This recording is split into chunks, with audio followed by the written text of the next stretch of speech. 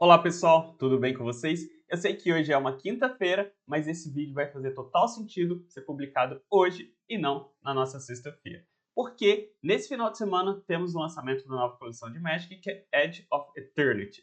E geralmente os pré-releases acontecem tanto na sexta-feira quanto no sábado, dependendo da loja que a gente vai jogar o pré-release. E nesse vídeo eu gostaria de falar especificamente sobre isso, sobre o pré-release de Magic, para quem vai jogar fisicamente o nosso tão querido joguinho. Ultimamente, a Wizard tem feito alguns artigos muito interessantes voltados para esse público de pessoas que vão jogar o pré-release fisicamente. E aí eu gostaria de comentar com vocês esse artigo, dar uma olhada nesse artigo e comentar sobre algumas ideias, sobre algumas práticas muito interessantes para serem aplicadas durante esses 2 dias, que vão facilitar a vida de todo mundo. Então, bora aqui para o nosso artigo. Bom, aqui temos o artigo publicado pela Wizard, né? Depois eu vou deixar o link para vocês na descrição do vídeo aqui embaixo, mas ele é um guia de pré-lançamento No Limite das Eternidades, que é o Edge of Eternity.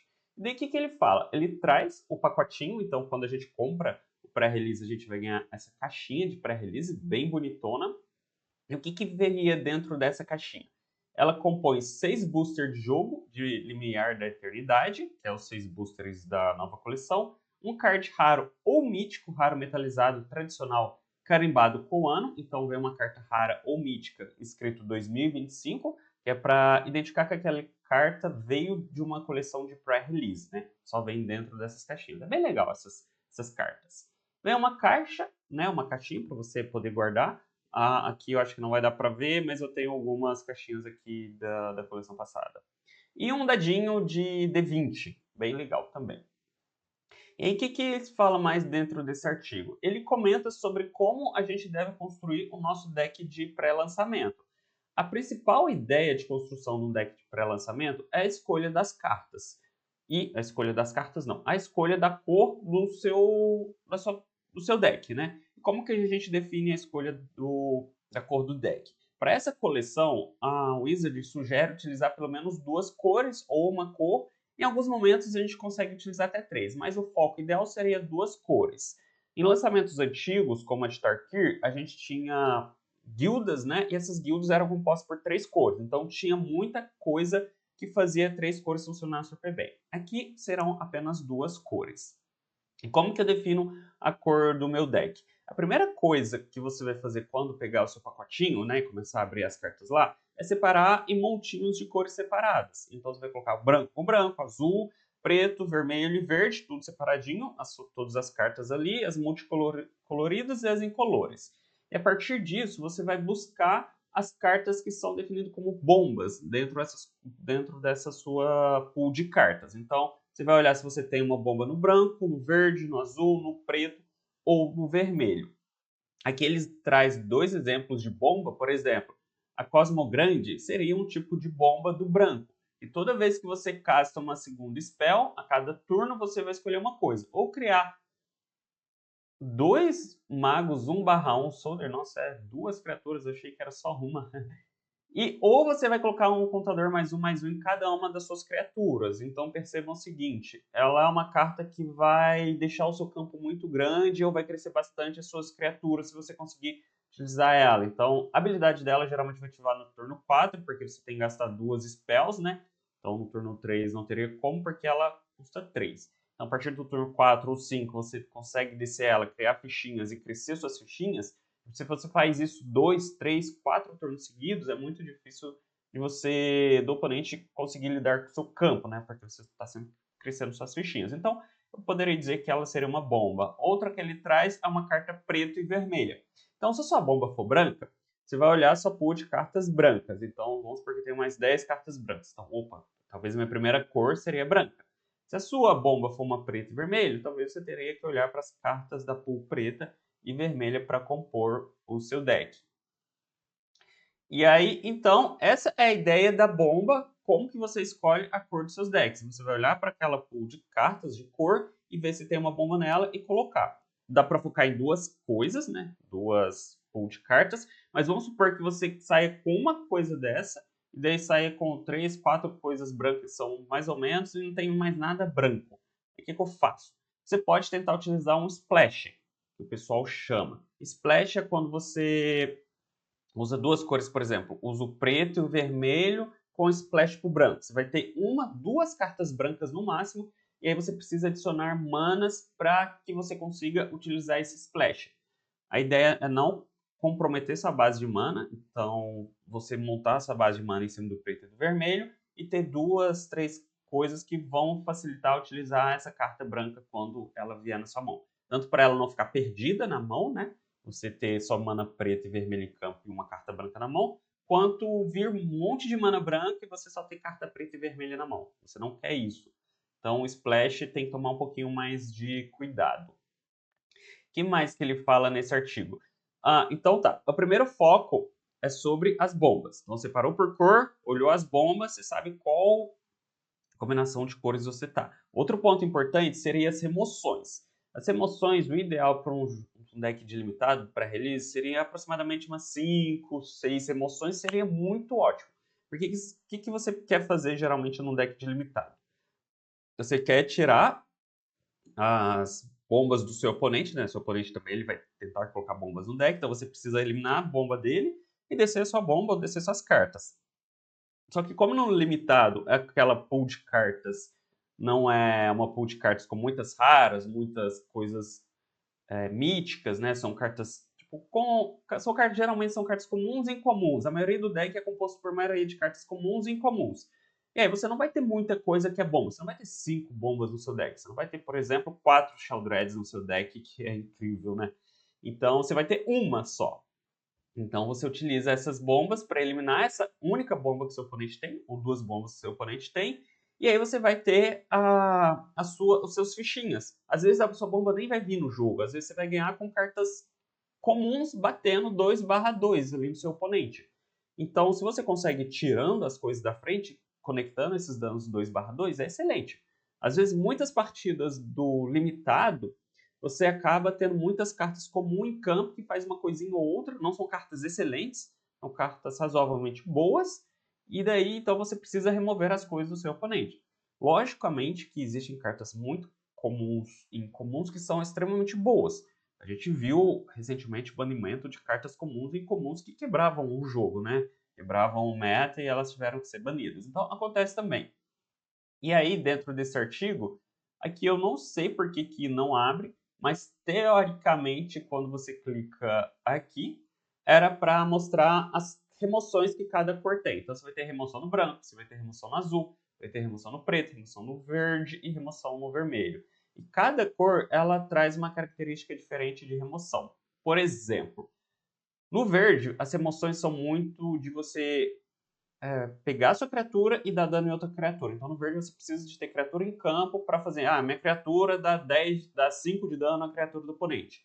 Se você não tiver criatura no campo, então você não vai conseguir utilizar as remoções do verde. Então tem que tomar muito cuidado. Se eu coloco muita remoção no verde, eu tenho que garantir que eu tenho bichinhos em campo para dar esse dano. Aí agora eu não vou lembrar muito das outras remoções, mas eu tenho remoção que é de exilar. Geralmente o branco utiliza muito remoção de exilar, o preto utiliza muito remoção de destruir mesmo, né? Então, às vezes, o branco você exila uma coisa do oponente, um encantamento. É um encantamento que exila uma coisa do oponente, aquele encantamento fica em campo. Mas aí, se às vezes o oponente conseguir destruir aquele encantamento, a carta dele volta. Então tem que pensar nessas ideias. Tem algumas anulações, geralmente a anulação é do azul. E aí, anulação no limitado, eu vi um pessoal comentando que às vezes é interessante você ter ali uma anulação ou outra, mas às vezes você ficar jogando para trás no limitado é muito difícil, porque seu oponente está tentando fazer.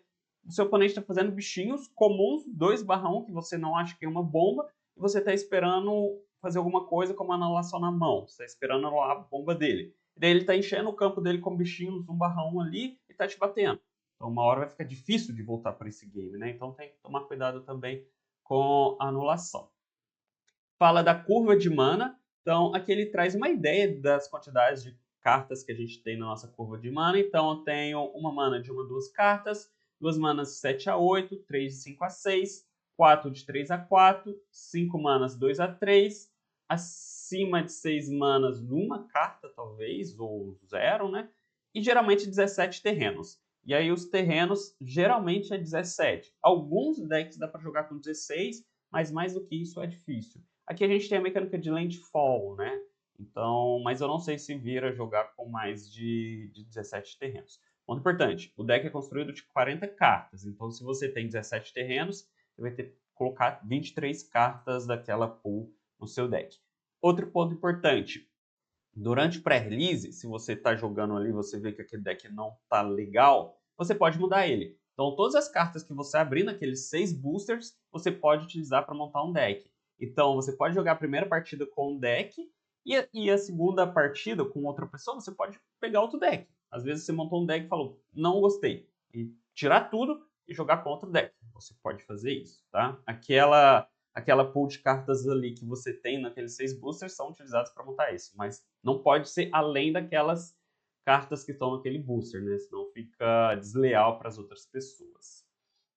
E aí, a base de mana, você vai precisar olhar para suas cartas, ver quantas azul você... Vamos supor que é um deck preto e vermelho. Quantas pretas, quantas vermelhas você tem para montar a sua composição de manas ali.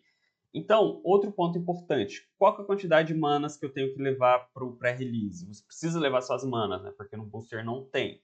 Então, leva em torno de 9 a 10 manas de cada cor, acho que dá. A não ser que você for montar um deck monocor, daí você vai precisar das 17 de uma cor só, geralmente acho que não dá para montar um monocor, então vai ser de 2 cores. Então, 9 de cada, dá 18 manas, você consegue fazer sua composição ali. Mas algumas lojas têm manas também disponível que você pode pegar lá na loja para utilizar.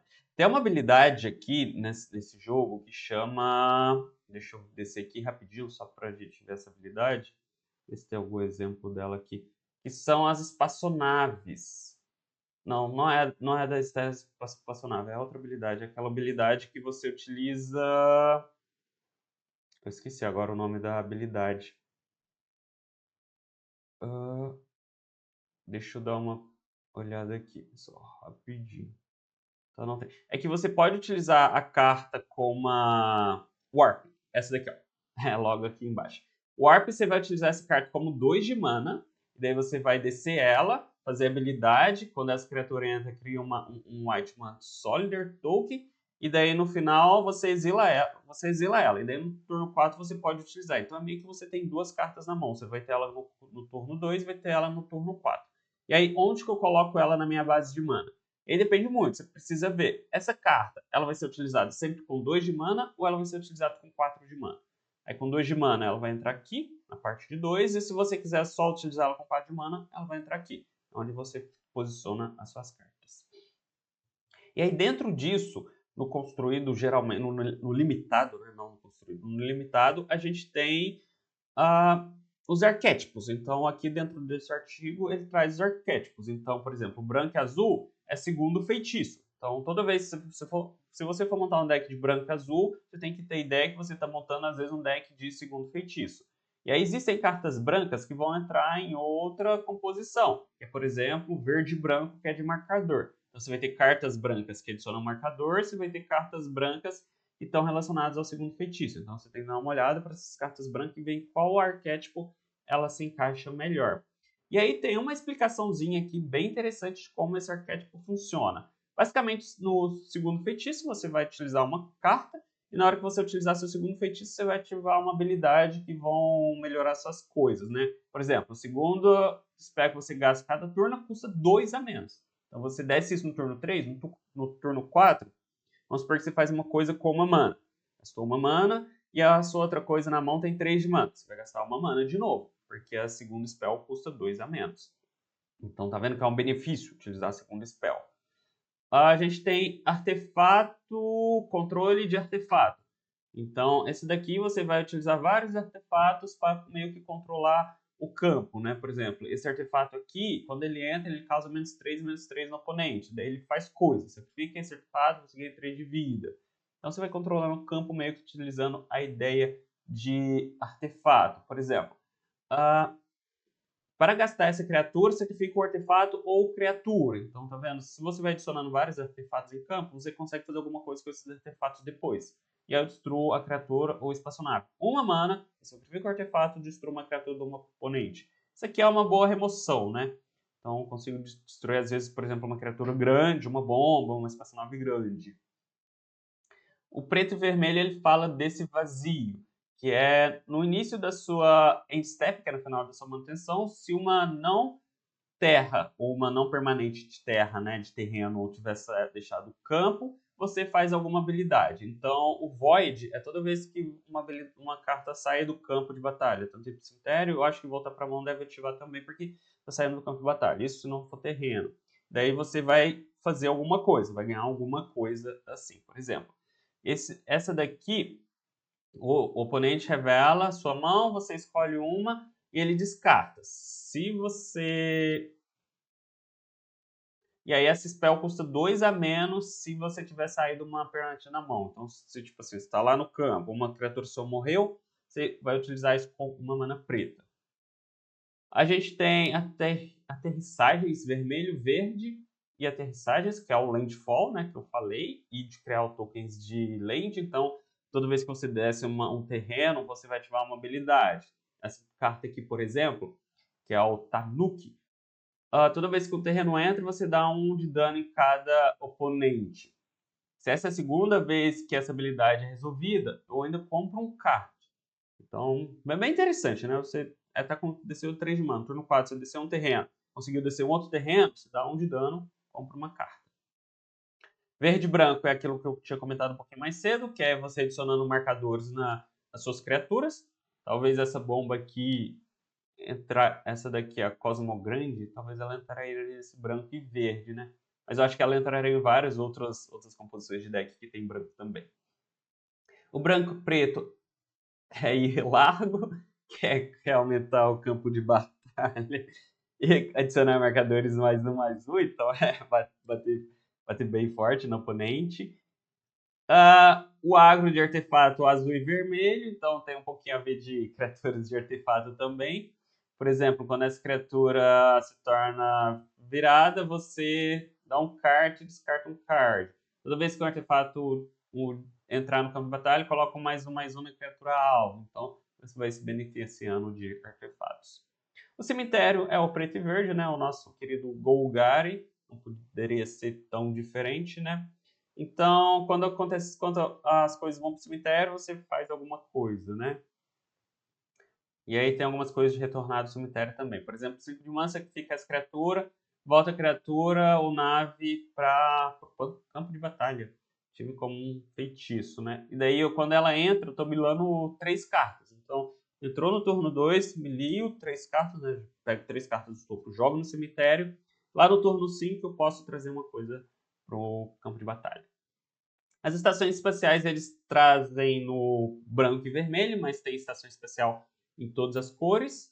E aí vai acontecendo coisa de acordo com os benefícios, né? Por exemplo, o Sami.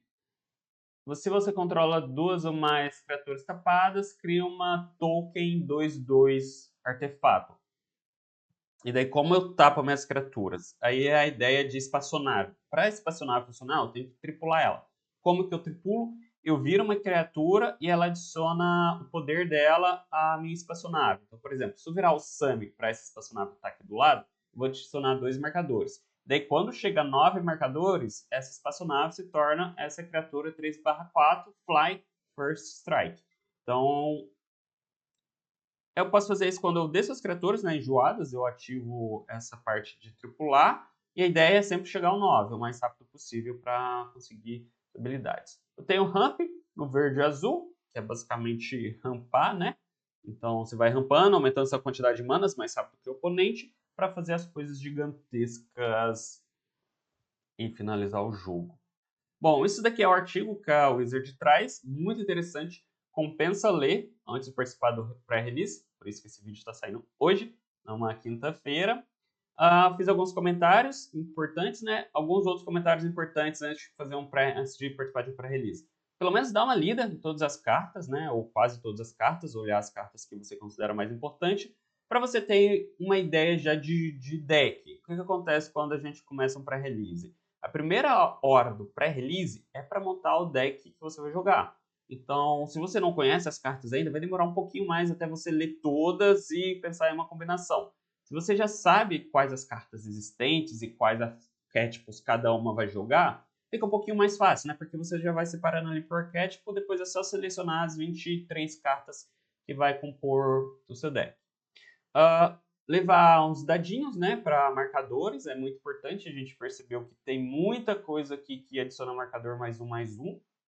Então, se tem coisa que adiciona marcador mais um, é legal ter os dadinhos para marcar isso. Então, dá uma lida nesse artigo, bem legal. Dá uma olhada nas cartas. Tem review, muito review no YouTube falando tanto desse artigo quanto das cartas que o pessoal considera mais importante, tem um pessoal que joga muito, que eles trazem, tipo, ó, pessoal, essa carta aqui é muito forte, essa carta aqui é legal. E aí eles trazem ideias de cartas comuns e incomuns que são muito fortes, já que a gente vai ter, cada booster, ele vai vir com uma rara, uma mítica ou duas raras. Então, percebe que você não vai ter tantas raras e míticas como você gostaria. Você vai ter muita comum, muito incomum. Então, se você sabe quais incomuns e comuns são mais fortes, você está um pouquinho na frente.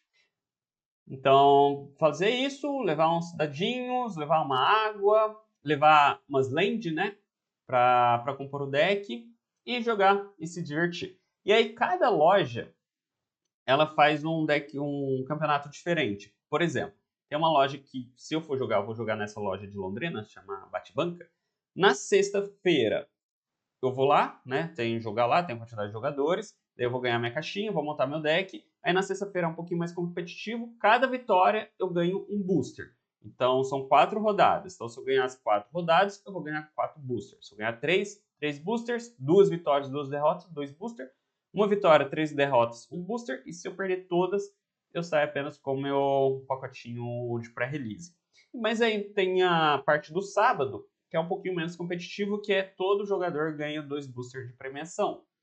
Então aí se você quer apenas jogar, se divertir com a galera, não é uma pessoa tão competitiva, às vezes compensa mais, porque daí você compra o seu pacotinho, joga lá, e no final tem a premiação de 2 boosters. Então tem esses dois caminhos, um mais competitivo, um menos competitivo. Dá para se divertir nos dois, ok? Espero que vocês tenham gostado desse vídeo e na próxima semana a gente já começa a ver decks com essa nova coleção, com cartas dessa nova coleção, beleza? Até mais, pessoal. Tchau, tchau.